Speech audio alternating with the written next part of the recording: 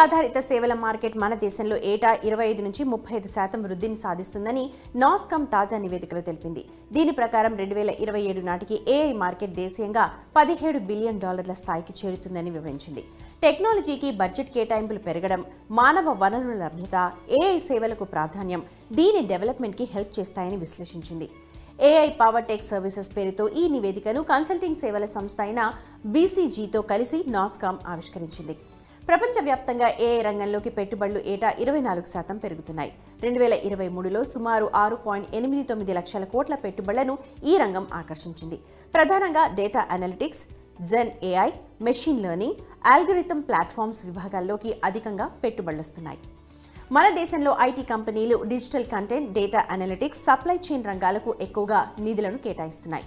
కొన్ని కంపెనీలు కేవలం ఏఐని వినియోగించడమే కాదు, తమ సేవల తీరును సరికొత్తగా మారుస్తున్నాయి. ఖాతాదారులు చెల్లిస్తోన్న మొత్తానికి మరింత అదనపు విలువను అందిస్తూ ఉన్నాయి. సరికొత్త ప్రమాణాలను నెలకొల్పుతున్నాయి. మన దేశంలో 4.2 లక్షల మంది ఏఐ నిపుణులు ఉన్నారు. ఏటా వీరి సంఖ్య పెరుగుతోంది. ఈ అంశంలో ప్రపంచంలోని అగ్రశ్రేణి 5 దేశాల జాబితాలో మన దేశం ఒకటి. ఏఐపై పెట్టుబడులు పెరుగుతున్నందున ఏఐ నిపుణుల అవసరం ఇంకా పెరుగుతుందని ఈ నివేదిక అంచనా వేస్తోంది. నిపుణుల సంఖ్య ఏటా 15% పెరగాల్సిన అవసరం ఉన్నట్లు తెలిపింది. దీన్ని పరిగణలోకి తీసుకుని ఐటీ కంపెనీలు తమ సిబ్బందిలో ఏఐ నైపుణ్యాలు పెంపొందించడానికి చర్యలు తీసుకుంటున్నాయి. అందుకు పెద్ద ఎత్తున నిధులు కేటాయిస్తున్నాయి.